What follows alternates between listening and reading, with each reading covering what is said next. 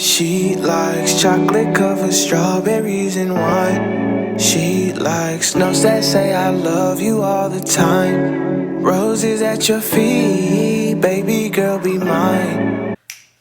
Hey y'all, it's your girl Nye Novelle and welcome back to my channel. If you're new here, I'm Nye Novelle and this is my third pregnancy vlog. Honestly, this is not even going to be a vlog. It's literally like story time, but for the purpose, we're gonna say vlog.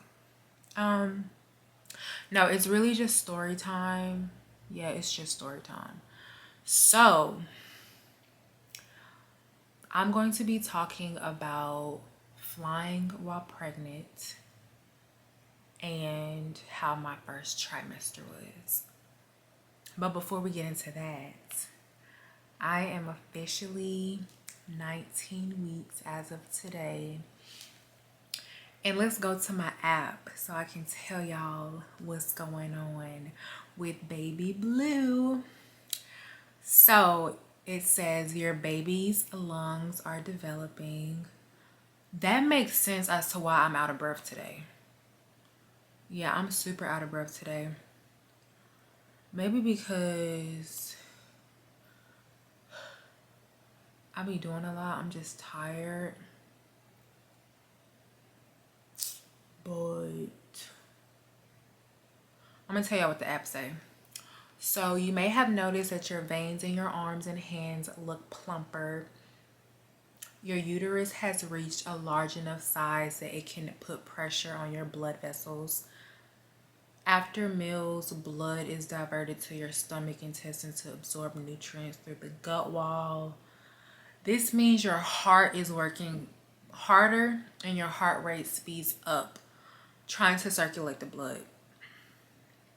Yep. Sounds about right.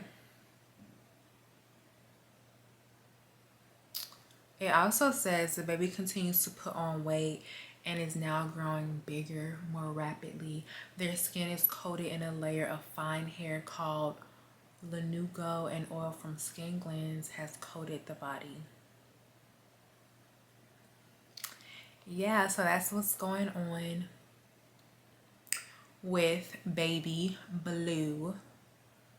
Let's see, what size is your baby at 19 weeks? Because for some reason that app that I'm using, it doesn't tell you, but the old app that I used to use, it tells you.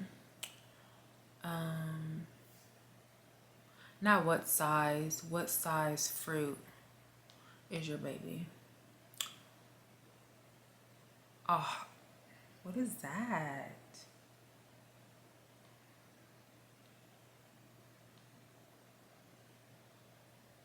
It's not telling me. I might have to get a different app. Oh, it's the size of a mango. Ain't no way. Ain't no way. This baby gotta be bigger than a mango. Y'all, cause I be out of breath. I'ma read what this website says. It says 19 weeks your pregnancy symptoms: abdominal aches and pains, dizziness or lightheadedness, leg cramps, hip pain. Thankfully, I don't have none of that. I just be out of breath. Like, y'all, I be so tired. I be so tired. This morning, I did have a headache, but I feel like it's because I was dehydrated. Because as soon as I started chugging down some water, like, I felt better. But let me tell y'all how it was. Flying while pregnant. And I don't mean just like getting on a plane, taking a trip, going somewhere. No, I mean like working as a flight attendant while pregnant.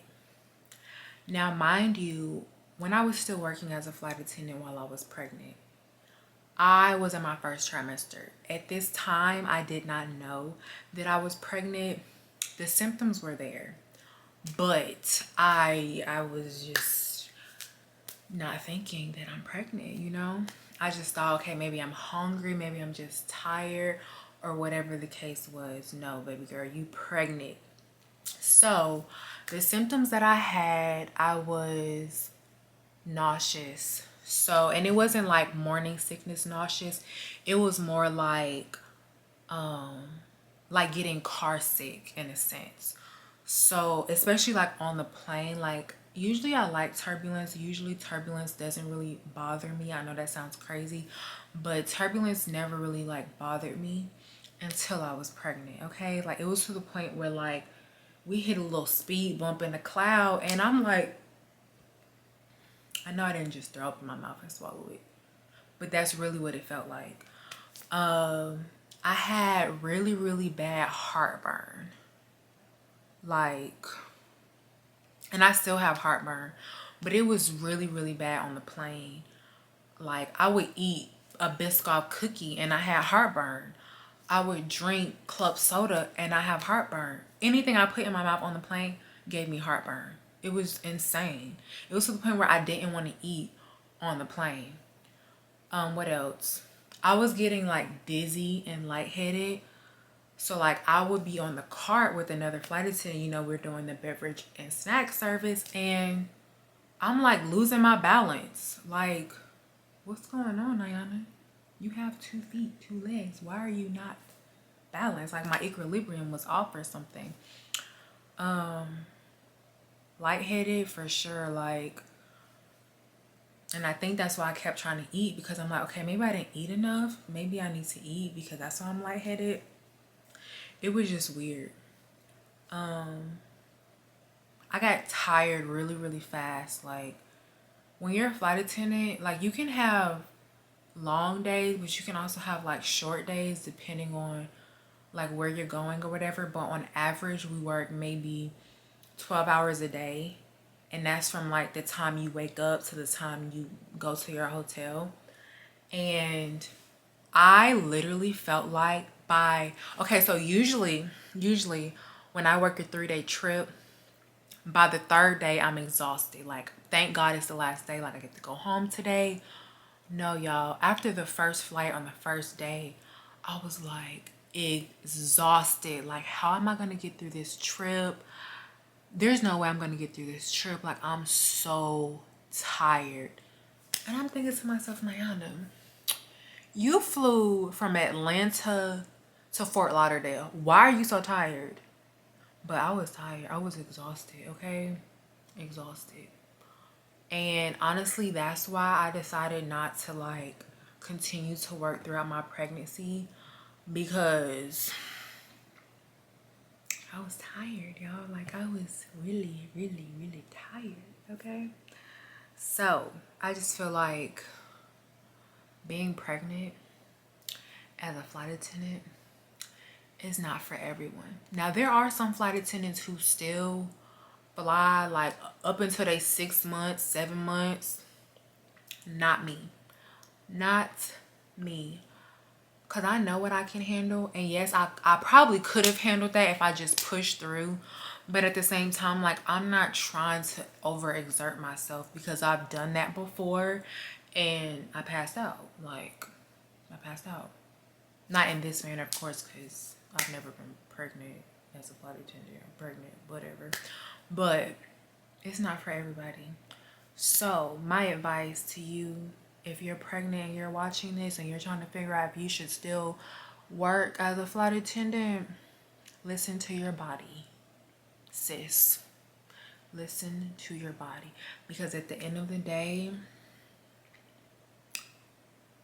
you're carrying a baby. So what you feel, what you go through, the baby's going through it too. Just saying.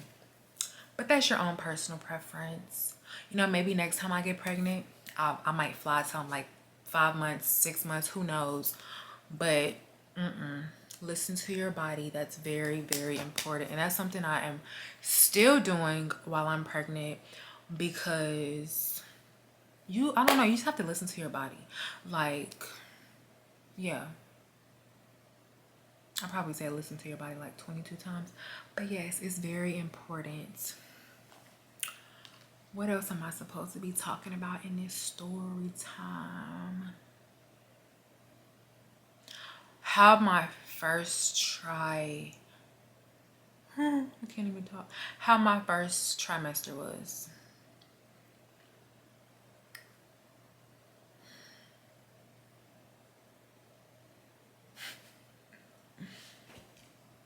Let's just say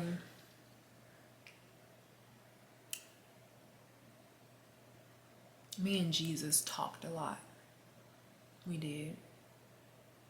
I have a journal. Where's my journal? I write a lot in this journal. Even throughout my second trimester, I'm still writing in this journal because, so I'm gonna just be completely honest with y'all. Before I found out I was pregnant, I was severely depressed. Like, and I'm not just talking like unmotivated depressed or antisocial depressed. No, like suicidal depressed. I never acted on it, but the thoughts were definitely there. So because of that, I started therapy. And therapy really helped me. And I'm currently not in therapy right now, and I really need to get back into therapy. I only had like 7 sessions because it was offered through my job, like EAP. But that's Marley scratching himself. But I will say that if you are depressed and you are having those suicidal thoughts, please reach out to somebody. Please consider therapy because it will help. Therapy will not solve your depression, but it will definitely give you techniques and strategies to use in order to cope with your depression. So, one of the strategies that my therapist gave me was, first off, she told me that I should take a break from work because work was the main triggering factor leading to my depression. The second thing she told me was I need to journal. I need to write out how I feel instead of bottling it in.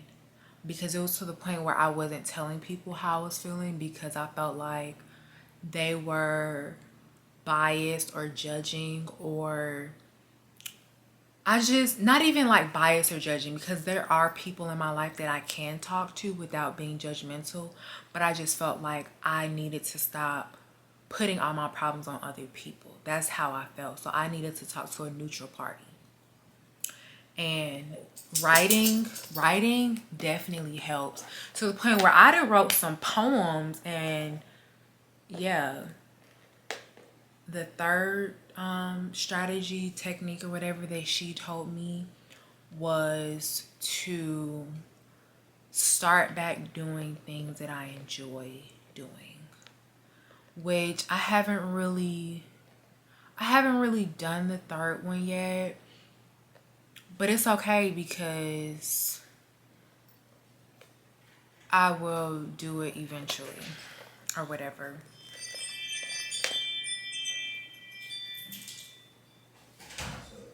Hey, babe.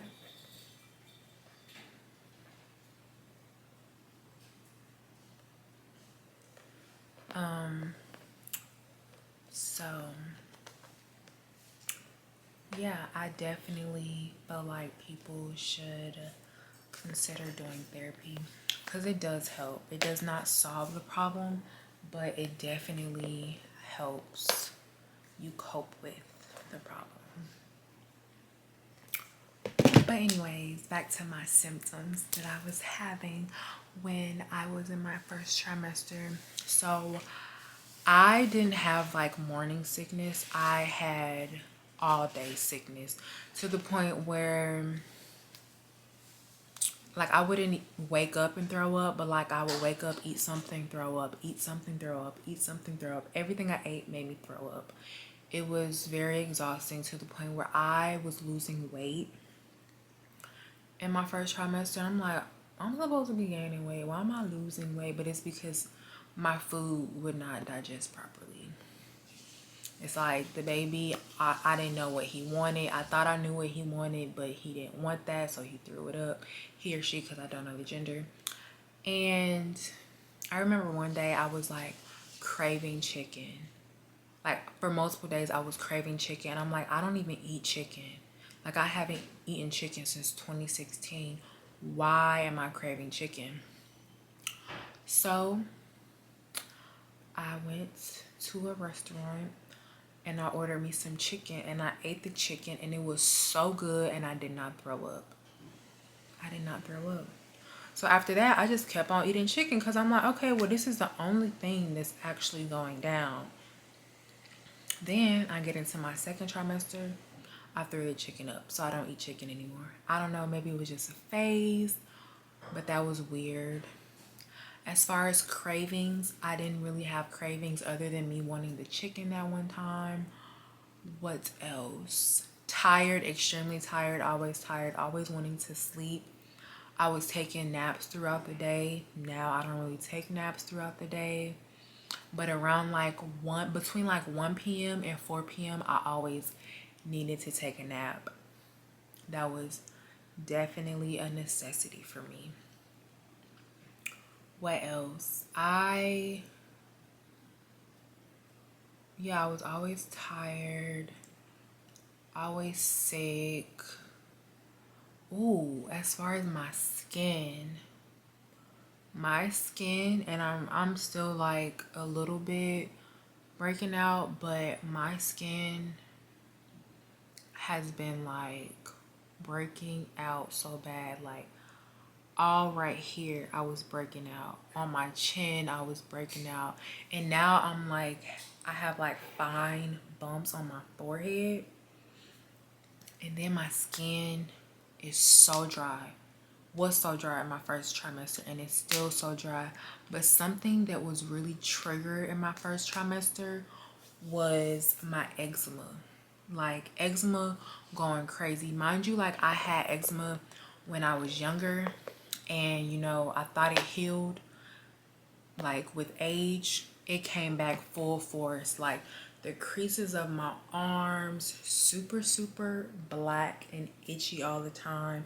I still have this patch right here of eczema, behind my knees, eczema. And I try everything. Like I make products, as y'all know, my products not even working on it. And like before, my products clear up dry skin like that, but not right now. So I'm still trying to find something. I'm still trying to find something that will cure my eczema, or at least help with it. I don't know what makes it flare up. It sometimes it itches, sometimes it doesn't. And my mom told me when she was pregnant with my brother, same thing happened to her. Her eczema flared up. So I don't know, maybe it's hereditary. But as far as any other symptoms I had, that was really it. I didn't really start showing until my second trimester. So all my clothes was still fitting the same. I didn't feel like any weight gain. Obviously, like felt like I was losing a lot of weight as opposed to gaining weight. I had headaches a lot, but that's probably because I wasn't drinking enough water. But yeah, that's how my first trimester was. Very emotional. Very emotional. Super hormonal, like mood swings through the roof. So I'm gonna ask Jay how he thinks I was acting like in my first trimester, because I want to see like what he says, because he witnessed me in my first trimester and he felt bad for me because I was so sick and he didn't know what to do. He was like, you need to call the doctor because I don't think this is right. I don't think you're supposed to be this sick. So we're gonna ask him. We're gonna ask him what he think. Go home. Uh-oh, Marley got in trouble. He eating right now, but it's okay. Hey, babe. I'm putting you on the spot. Are you okay, first off? Oh, okay. So, baby R, how do you think my first trimester was for me? I didn't think you were gonna make it. Why you say that? Your food look good. Too much, too sick. Going out, sleepy. I ain't wanna move.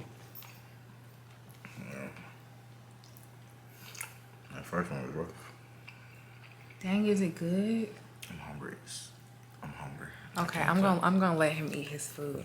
But yeah, that's how it was, y'all. I thought I was gonna die. I was like, who? Maybe I'm not supposed to have this baby.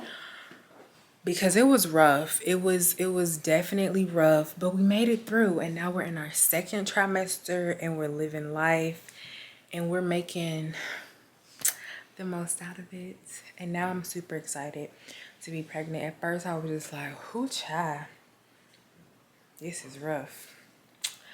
But yeah, that's all I have for this week's video. I hope y'all enjoyed it. If y'all have any questions or comments, please comment below. I am more than happy to answer any questions y'all have. Until next time, bye.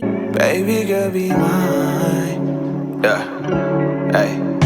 Look, pick up your phone, I need your attention. My girl so bad, we call her detention. I am so glad we moved beyond friendship. I am so glad your mama like me.